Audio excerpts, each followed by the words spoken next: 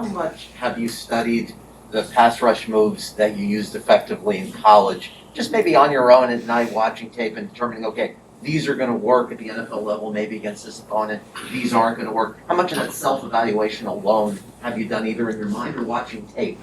Yeah, I mean, I'd say my game is constantly evolving. They kind of always say with pass rushers that they're like pitchers, right? You got to have a good fastball and a good off speed. And so, for me, it's just kind of figuring out what works for me and what works against, different type of tackles. And it really changes every week because, obviously different tackles are going to have different sets, going to use their hands differently. And so you just kind of, have to do business as business is being done and just attack everybody differently. So I don't really watch college tape, like my own college tape anymore. Unless I want to reminisce a little bit. Yeah, I'm just definitely, continuously trying to improve my game and figure out what works. Speaking of college and reminiscing a little, when you threw it up the other day, did you hear how much louder the place might have gotten than usual? Yeah. I knew that was about to happen. I did it for the fans. Got to represent. So that was fun though. I was talking to one of the offensive linemen before the game. And I was like, yeah, when I get a sack, I'm gonna throw it to you. See what happens. So. Called your shot. Yeah, exactly. What are your thoughts about having to chase down LaMarr on Thursday night?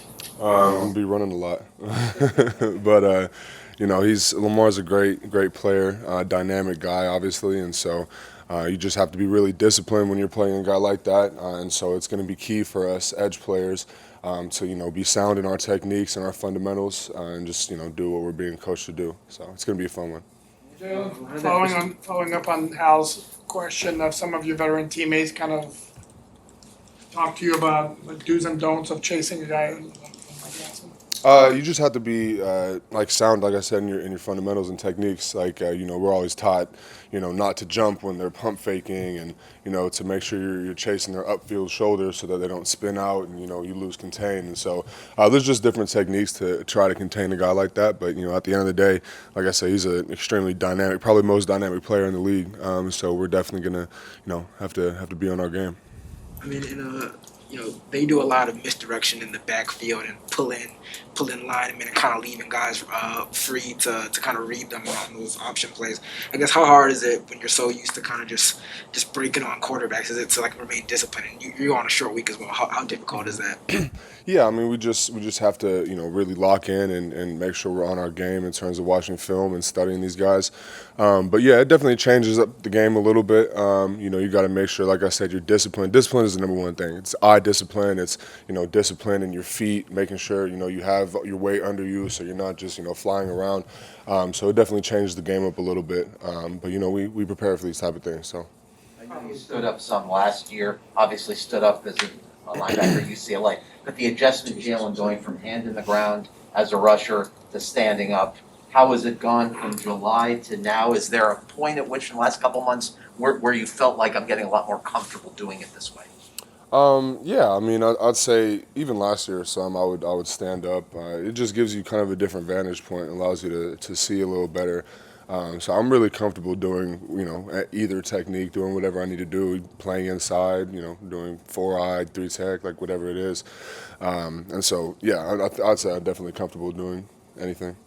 You probably played some big Thursday night games in the ACC, Virginia Tech. One of my favorite environments was always Miami at Virginia Tech on Thursday night. Yeah. I don't know if you had one of those, maybe one or two. I don't even know, honestly. I don't know. I don't think we played on Thursday last year. It was Saturday? Saturday, yeah. I remember that game for sure. The idea of playing, a night game when you're the only game in town, the only game on TV, is that appealing to you? Yeah, I mean, it's prime time. It's going to be awesome. Playing under lights, it's almost like, Friday night lights. It's like take you back to those days back in high school. So it'll be fun, a little change up. So, yeah, Sunday's best day of the week because, that's when you get to play. So now we just get Sunday 4 days earlier. So it's nice. Jaelan, I'm doing a story on Steven Rivera, a.k.a. the Canes barber. Mm-hmm. Just talk about him being, part of the team. You've known him now from your college days. Now he also cuts here. Just how part of the team he is for you over the years? Yeah, funny enough, I actually hit him up the first time I ever came to University of Miami. Because I just had heard from a friend that he was the basketball team's barber, and so I was on my little visit. I wanted to get fresh and stuff, so I hit him up, and that was the first time I met him. But learning about him as a man, like he's extremely involved in the community, an extremely hard worker, passionate guy, and so we've become kind of close friends. And I'm loyal to him as a barber. I don't go to anybody else. So, but I actually got the chance to. He's working on kind of a show where it's basically like LeBron's. Like the barbershop talk kind of thing, where he's just chopping it up about real life things, and I think that's an awesome thing to give some athletes the opportunity to share their story and for him to share his own story. So yeah, love the guy. It's awesome. People are particular about their barbers. Sometimes barbers can be like their psychologists. Is Steven like that kind of guy? 'Cause he's like part of the team with you guys? Yeah, I mean he's definitely a guy you can chop it up with about anything. He's a personable guy, and I really enjoy hanging out with him. And I know everybody appreciates his time and his dedication, and how often he comes down here. He'll pull up to your house wherever you are. So yeah, great guy.